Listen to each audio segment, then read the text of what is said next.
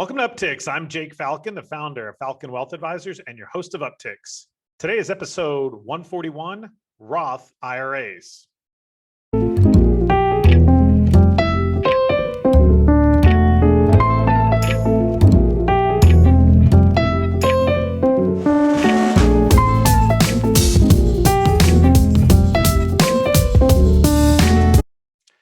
Thank you for joining me back on the show. I hope all of you out there are staying safe and healthy during this horrible pandemic. For today's topic, I wanted to talk about Roth IRAs. And for some of you, you may be very familiar with the concept behind a Roth IRA, and some of you may be completely unfamiliar. And when I started in this industry back in 2006, Roth IRAs were actually younger than a decade old. So many of my clients didn't have them. Didn't really understand them, were already approaching retirement. And so it was kind of, in their opinion, too late to really start one up. So for today's topic, I want to talk about Roth IRAs in three forms. I want to talk about it for the young professional. I want to talk about it for the pre-retiree. And then I want to talk about it for the retired person, because actually it could be suitable for all three or none of the above. All right, but a quick plug here. If you're not already subscribed to our show, please feel free. We'll put a subscribe button up here. Mash on that.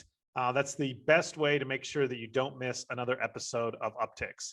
If you're listening to this on your favorite podcast platform, thank you again for tuning in. Please subscribe to that platform as well. And if you think my content's any good, feel free to give a thumbs up. I think that allows more people to see our show and then therefore educate more people.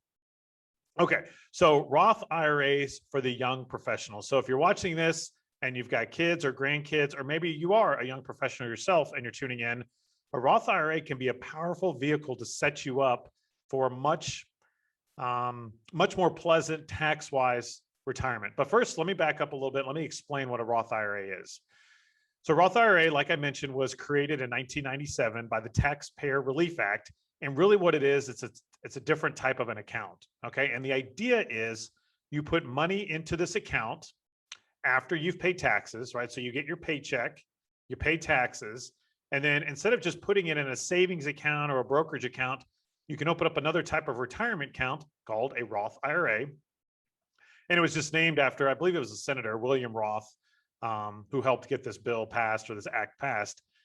So that's why they call it Roth, but it's a retirement account. And the idea is money goes in after tax. And then the beauty of it is that the money in there grows tax-free. So while you're investing and buying and selling, there are no capital gains taxes, which has been a hot topic here lately. So no capital gains taxes within Roth IRAs. And then when you go and pull the money out in retirement, all of that growth is tax-free. As opposed to a 401k or an IRA, when you pull money out in retirement, it counts as taxable income. So Roth IRA, if you have $2 million in a Roth IRA, it really is $2 million. If you have $2 million in a 401k or an IRA, it's not $2 million because you got to pay taxes on it. So you may be only looking at really a $1.5 million or $1 million, depending on what bracket you're in, on an after-tax basis. So Roth IRAs could, again, set you up for a very, very comfortable tax-wise retirement. There are some limitations, however, on Roth IRAs. And so first off, there's only so much money you can put in a Roth IRA per year. And if you're under the age of 50, you can put $6,000, which isn't a lot of money to some people and maybe a lot of money to other people. So $6,000 if you're under the age of 50, $7,000 a year if you're over the age of 50. Now you have to be working, so you have to have earned income, and you have to at least make that much money to put that much money in a Roth IRA. Now there's also income limitations. So if you make too much money, you can't put any money in a Roth IRA. And this is the big problem with young professionals is they don't do it early enough. And then they eventually get over the income limitations and then it's too late and they can't put any money in Roth IRAs. Now the income limitations start to phase out for a single person at $125,000 a year and for a married couple at $198,000 per year. Now, again, these are 2020 tax rules and those are subject to change. But that's the way that they stand today. Okay, so there's limitations. You have to have earned income. You have to make under a certain amount. But the idea is we can open one of these up for you at Falcon Wealth Advisors. You can put money in there after tax. The money will grow tax-free. Another big caveat is you typically don't want to pull from the account until you're 59 and a half, because there may be taxes or penalties if you do so earlier. Another nice perk, though, is anything that you put in, because you've already paid taxes on it, you can theoretically pull out. I believe there may be a waiting period, so you want to confirm that with your tax advisor. But there is some opportunities in an emergency if you needed to pull the money back or for some other uses. So typical to some sort of IRAs, but because you've already paid taxes, again, typically you can pull that money out. It's the earnings that need to sit in there until you're 59 and a half. Okay, so that's for the young professional. And the young professional should do this, most importantly, should do this if they think they're going to be in a higher tax bracket when they go to retire. And we've heard hints of Washington of taxes going up, right? And we're pretty confident that they probably are going to go up in some form or manner. Now, if you're 30 years old, though, you have no idea by the time you're 50 or 60 or 70 what your tax rates are going to be. The idea is it's nice to have this bucket of tax-free money that it doesn't matter what the tax rates are, you're not going to have to pay taxes on, at least the way the code stands right now. So for a young professional particularly, I like to see them put, maybe a third in their 401k, a third in a Roth IRA, and a third in a regular brokerage. All three of those are taxed differently. When they go to retire, if they have $1 million in each bucket, they've got $3 million, and it's all going to be treated differently for tax reasons, so they can pick and choose where they pull from. Okay, so that pretty well covers it, broadly speaking, for the young professional. So definitely something they should look at. If you have a Roth 401k option at your employer, definitely something you should consider taking advantage of as well. It's even easier than having to open up a Roth IRA for yourself. Okay, so that's the young professional. Now, the second phase I wanted to talk about is the pre-retiree. So this is somebody in their 50s or older, and they're already in a high bracket, right? So they said, Jake, if anything, my tax bracket hopefully will drop in retirement. So should I use a Roth IRA? And again, like most things that we talk about here in Falcon Wealth Advisors, it depends, right? So if you're maxing out your 401k and you've got extra income and you fall below those thresholds, then definitely, I think you should definitely consider contributing to a Roth IRA.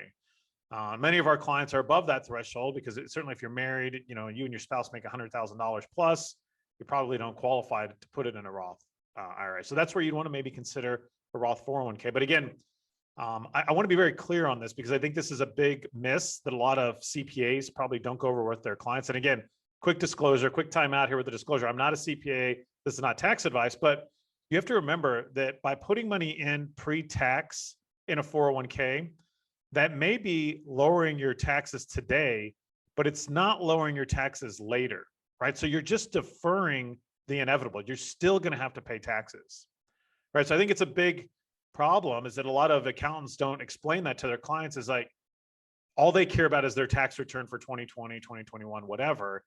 But you're really potentially setting up these people for bigger problems later in life. If you have, $5 million all in an IRA and you're 72 years old, you're going to have to take out a lot of money in a required minimum distribution, which is going to force you up to a very high tax bracket potentially in retirement.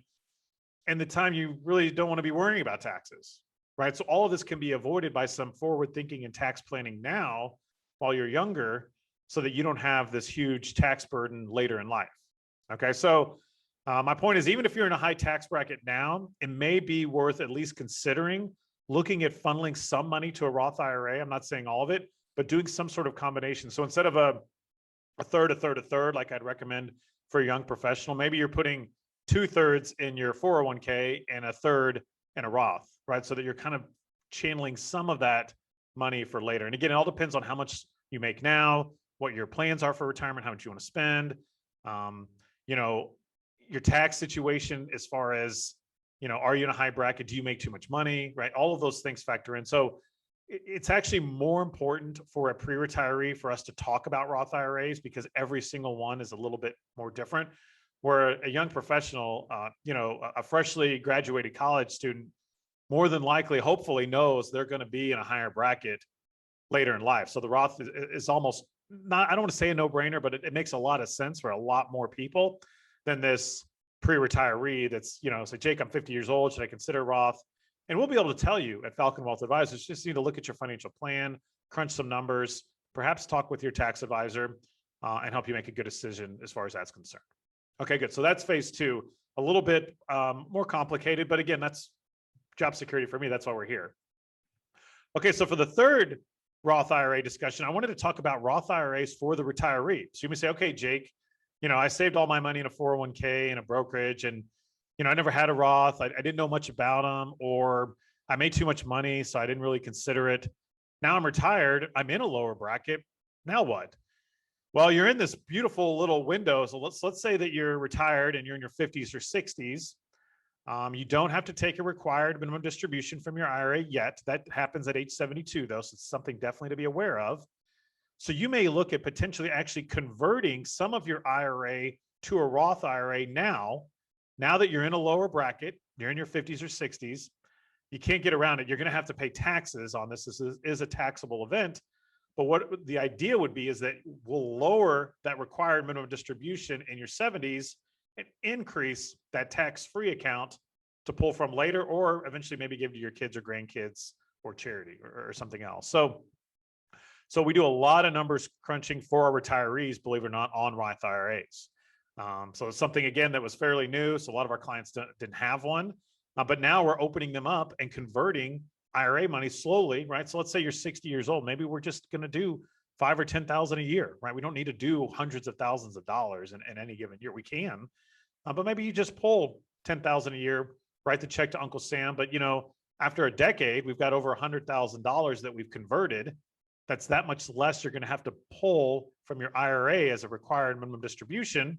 And you've got this nice tax-free bucket to pull from if you did need it, or it's growing certainly tax-free. So hopefully we can invest that money over many years and grow it and have a much bigger pool of overall net worth than you would have had if you just would have left it in the IRA.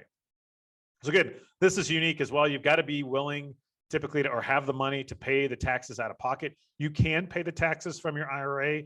It's just not as beneficial. So if you have excess money in a savings or checking account that you can forego to make this conversion, it's definitely something to consider.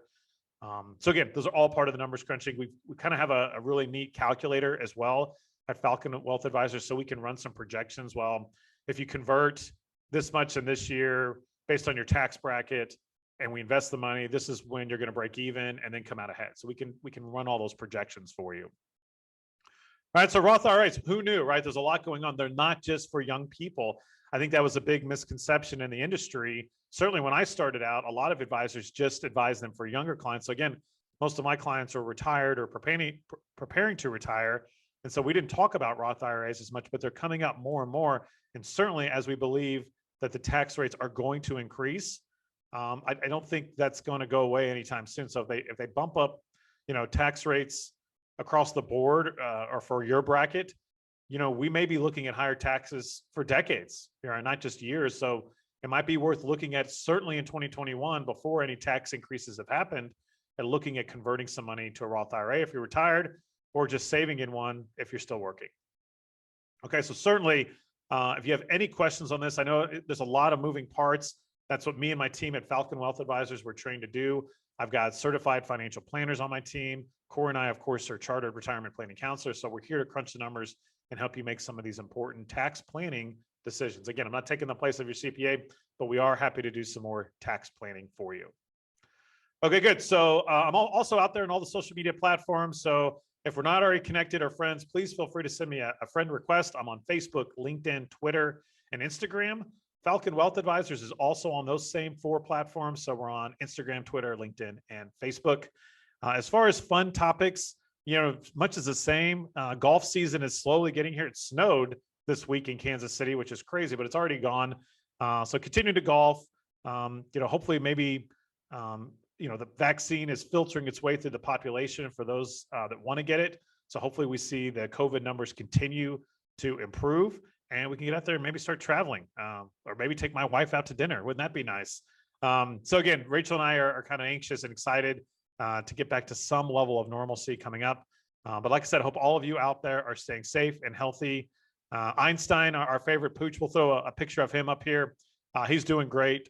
I think his second birthday is coming up here pretty soon. So I'm sure Rachel will put together some sort of party at our household just for her and I and the dog. But anyways, like I said, hope all of you out there are staying safe and healthy, and look forward to hopefully opening up our offices in the next few months, right? I'm kind of going to wait for some leadership around Kansas City, see what some other companies do. I don't think it pays to be first.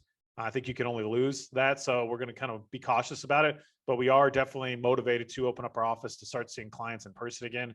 I'm excited for that day to come. So thank you again. Hope you have a great week.